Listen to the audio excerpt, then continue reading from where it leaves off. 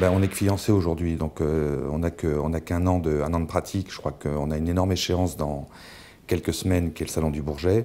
Donc vous revenez me voir après le Salon du Bourget et je pourrais vous répondre à cette question. Mais on va dire que pour l'instant, sur la phase investissement et infrastructure, ça se passe très très bien. Il reste 5 semaines. J'étais hier au Bourget. Ça fait 6 mois qu'on travaille sur l'amélioration des infrastructures. Et de ce point de vue-là, aujourd'hui, le résultat est excellent. Après, sur l'accueil de nos exposants et sur la partie exploitation du parc, eh ben, je vous répondrai après le Salon du Bourget. Je ne suis pas dans l'exploitation quotidienne. Tout ce que je peux dire, c'est qu'il faut continuer les investissements. Le profit court terme doit être, par rapport à l'immobilier, recherché plutôt dans des investissements à long terme, avec des infrastructures restaurées. Il y a un gros travail à faire sur le bâtiment 7, porte de Versailles, c'est primordial. Je crois qu'il y a un travail important à faire et à continuer à faire sur la restauration et surtout sur le suivi qualitatif de la relation visiteur et exposant. Nos clients sont les visiteurs, nos clients sont les exposants. Il faut qu'on les serve le mieux possible et qu'on les accompagne pour qu'ils soient reçus à Paris dans les meilleures conditions. Je pense d'abord il y a déjà eu beaucoup de progrès. Alors là, je dirais en tant qu'organisateur du Mondial de l'automobile, nous avons vécu la création de Viparis, porte de Versailles, avec un certain nombre d'améliorations quant à la qualité du site. Le côté vert, le côté l'apparition d'arbres, l'apparition de bancs, l'apparition d'espaces différents pour le visiteur, c'est un plus incontestable. Les services également, nous l'avons vécu comme quelque chose de très positif, avec une amélioration des services aux exposants, à nos exposants, et des services à l'organisateur. Donc ça, ce sont des points positifs. Alors on peut aller plus loin. C'est sûr que les craintes que nous avions au début quant au calendrier, quant aux tarifs, je dis, sont apaisés puisque tout ça est très encadré avec le ministère des Finances. Ce qu'on souhaite, c'est que ça continue à être très encadré et qu'on n'ait pas de mauvaises surprises dans les années à venir. Je pense qu'il faut continuer aussi à aller dans le sens d'une amélioration des services. Je pense qu'il faut continuer à aller aussi dans le sens d'une considération, et ça c'est une grande nouveauté de ces dernières années, et on ne peut que s'en féliciter, considération de l'organisateur comme un vrai client.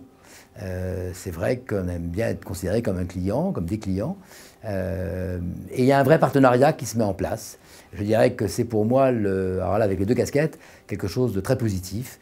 On ressent un vrai partenariat entre Viparis et les utilisateurs.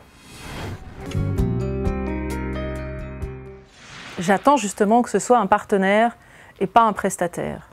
Et je pense que ça fonctionne effectivement comme ça. En tout cas, moi, je vois Viparis, et je pense que c'est réciproque, comme un partenaire.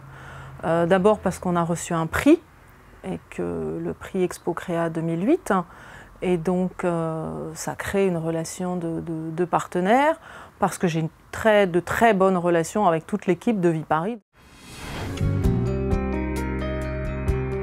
Je pense qu'il y a eu un certain nombre de craintes. Mais peut-être un peu de jalousie de la part d'autres sites, d'autres organisateurs, d'autres organisations à l'étranger. En province, des craintes aussi, mais nos adhérents de province sont bien organisés et puis ont l'habitude déjà d'avoir des systèmes où il y a à la fois récepteurs, réceptifs, organisateurs, ce qui est le cas de Viparis, avec à la fois les sites, parc d'exposition, palais des congrès et organisation d'événements dans un même ensemble.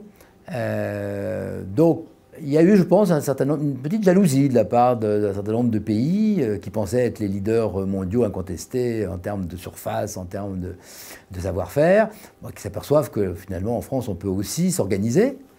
Et puis je pense que le nom plaît bien. Vous savez, quand on a créé le nom Mondial de l'automobile, tous nos concurrents étaient très fâchés parce qu'eux, ils s'appelaient Salon de l'auto. Et Salon de l'auto, ça n'a peut-être pas l'aura du mot Mondial de l'automobile. Je dirais que c'est un peu ce qui se passe avec Viparis. Je pense qu'il y a une certaine jalousie de la part de concurrents étrangers qui se disent, au fond, les Français nous ont devancés dans cette idée de mettre dans un grand panier ensemble, des gens qui travaillent dans des métiers différents mais qui finalement sont les mêmes, au service du développement économique, au service de la rencontre, parce que qu'on soit palais des congrès, parc d'exposition ou organisateur, on met ensemble des gens qui présentent quelque chose, qui vendent des produits, qui présentent des produits nouveaux, et puis des gens qui viennent les acheter, ou qui viennent écouter.